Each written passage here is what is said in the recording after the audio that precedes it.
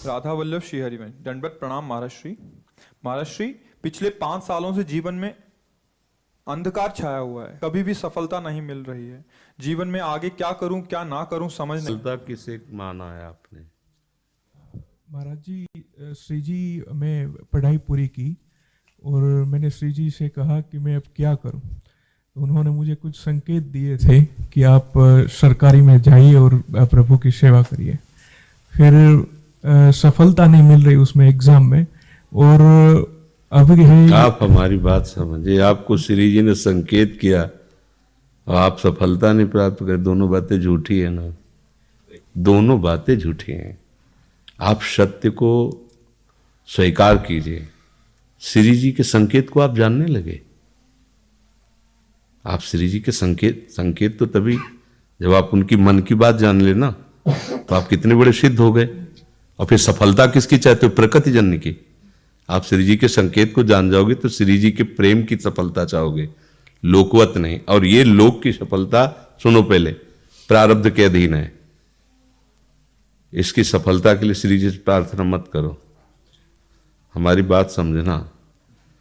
विद्यारण्य जी एक बहुत बड़े महापुरुष हुए हैं। उन्होंने अपने माता पिता को सुखी करने के लिए, धन प्राप्ति के लिए गायत्री अनुष्ठान किया। ब्राह्मण कुल में जन्म हुआ था। एक पुरस्चरण 24 लाख गायत्री होता है। उन्होंने एक पुरस्चरण किया, 2 पुरस्चरण किया, एक बार भी कोई धन की प्राप्ति नहीं हुई। आखिरी में उन्होंने संन्यास लिया। जीव संन्यास लिया, माता गायत्री प्रकट हो गई। उनका अब इंद्रासन भी मांगो तो आपका, तो बोले अब क्या जरूरत है, अब तो वैरागी हो गया, विरक्त हो गया। माता पिता भी पधार गए, उनकी सेवा के लिए अर्थ चाहना। 23 पुरस्चरण किए, और आप तब नहीं आए। तो उनका तुम्हारे अनंत जन्मों में ऐसे 24 महापाप थे जिनके कारण मैं नहीं आ पा रही थी। अब वो 23 पुरण से चरण से नष्ट हुए, पुरस्चरण से, और 24वां तुमने संन्यास लिया। तो अब आप जो चाहो पर, बोले अब चाहिए ही नहीं, क्योंकि अब सन्यासी हो गए, अब तो ब्रह्म प्राप्ति के लिए। तो इससे आभास होता है कि अगर हमारा बुरा प्रारब्ध है तो हमको भोगना पड़ेगा। हम कितना भी प्रयास करें वो हमें, तो हम क्या करें इसमें जिससे हमें परम शांति हो? प्रभु के नाम का जप करते हुए उन पर दृष्टि लगाएं कि प्रारब्ध से हमारा भरण पोषण शरीर का भले, ये हमारा भरण पोषण आपसे होगा नाथ। तो वो एक ऐसे हैं जो आपके प्रारब्ध को भी मिटा देंगे। वो ऐसे शरणागत वत्सल हैं कि सब लिखा पढ़ी अलग कर देंगे। सुदामा जी को दरिद्रता का योग था। ऐसी दरिद्रता, कई कई दिन तक भिक्षा नहीं मिलती थी। ये जितने भी चरित्र हमारे लिए उदाहरण है। मांगने जाते थे तो मांगने से भी नहीं मिलता था, कई कई दिन। तो एक दिन उनकी पत्नी ने कहा कि हमारा आपका तो चरणामृत से भी गुजारा 2 दिन 3 दिन हो, 4 दिन हो, छोटे छोटे बच्चे तो मर जाएंगे ऐसे। कुछ तो उनका श्री कृष्ण के सिवा हमारा कोई नहीं। अब हम क्या कर सकते हैं? प्रारब्ध जब बिगड़ता है ना, वो कोई सफलता नहीं होने देता। तो एक दिन श्री रुक्मिणी जी प्रसाद ठाकुर जी को भोग पा रही थी, वो ऐसे रोक दिया, उदास हो गए।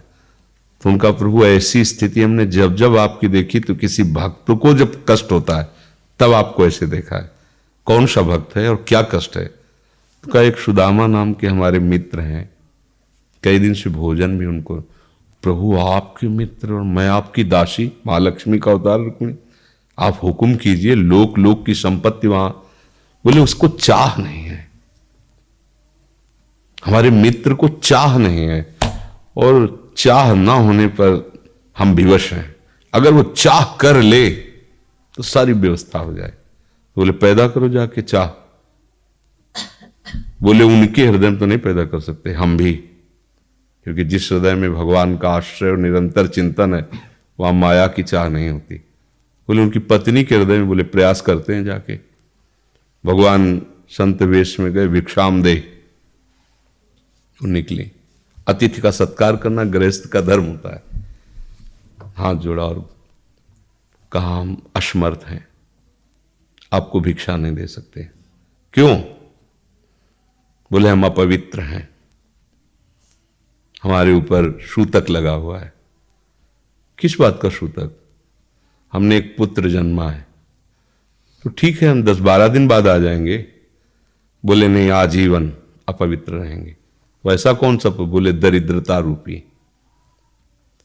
विद्वान की पत्नी है तो ऐसे उनका दरिद्रता रूपी पुत्र का जन्म, अर्थात सीधे कि मैं नहीं दे सकती या देने योग्य नहीं, ऐसा न कहीं कहा, मैं अपवित्र हूं। तो उनका दरिद्र कैसे हो सकती हो? जिनके पति के मित्र द्वारिकाधीश भगवान श्री कृष्ण है, वो दरिद्र कैसे हो सकता है? एक बार कहो ना अपने पति से। चले गए। जो सुदामा जी आए तो उन्होंने कहा कि देखो आज एक अतिथि आए थे, उनको मैं कुछ नहीं दे पाए, मुझे बहुत कष्ट है कि मेरे पुत्र और आए हुए अतिथि का भी हम स्वागत नहीं कर सकते, उनका भरण आपके मित्र द्वारिकाधीश प्रभु श्री कृष्ण है।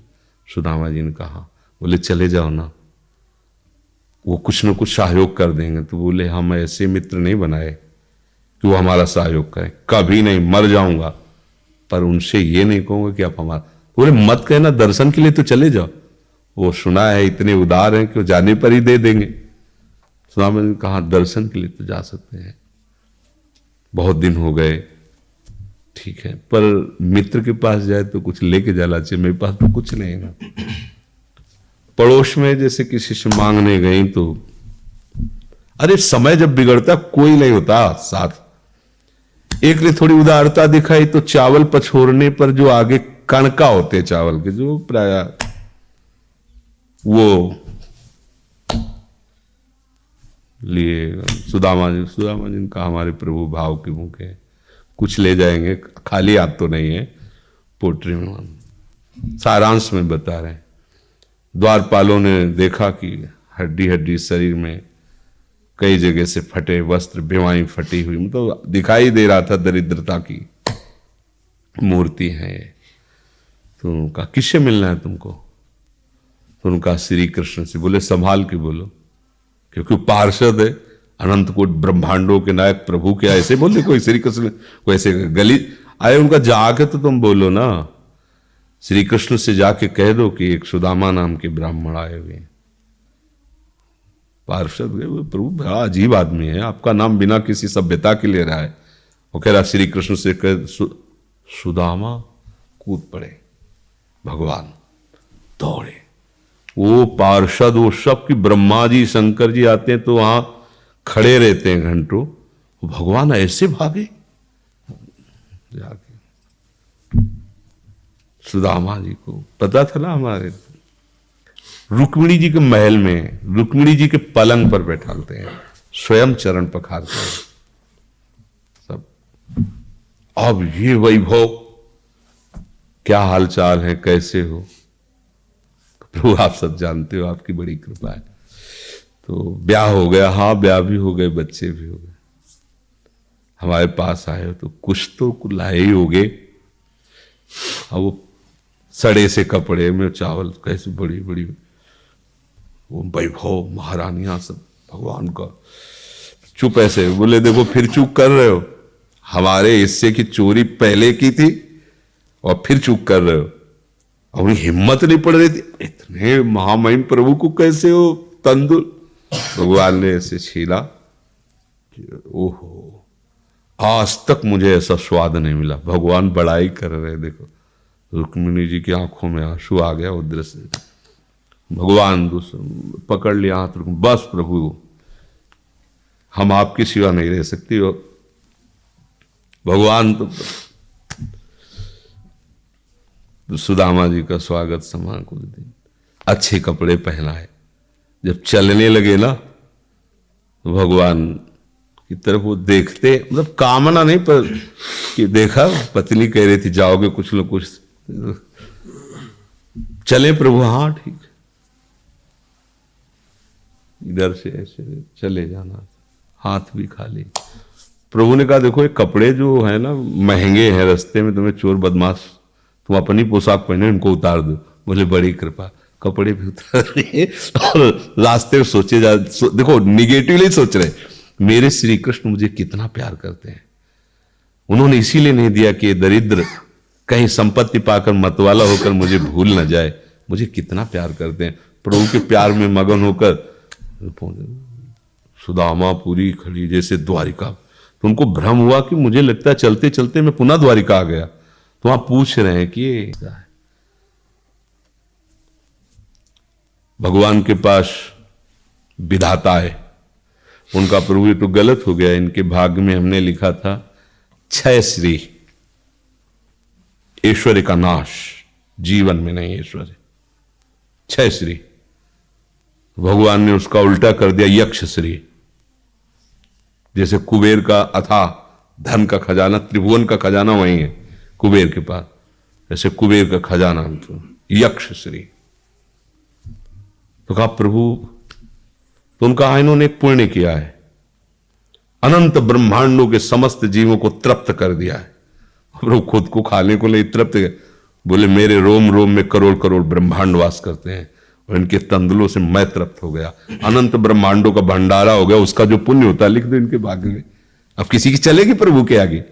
तो एकमात्र प्रारब्ध को मिटाने वाले भगवान है, कर तुम अकर तुम अन्यथा कर तुम। तो आप भगवान की शरण होकर उनका नाम जप कीजिए और उनसे प्रार्थना कीजिए कि आपको उचित लगे तो समस्या का समाधान कर दीजिए, नहीं तो मुझे समस्या से लड़ने का बल और विवेक दीजिए, बात बन जाएगी।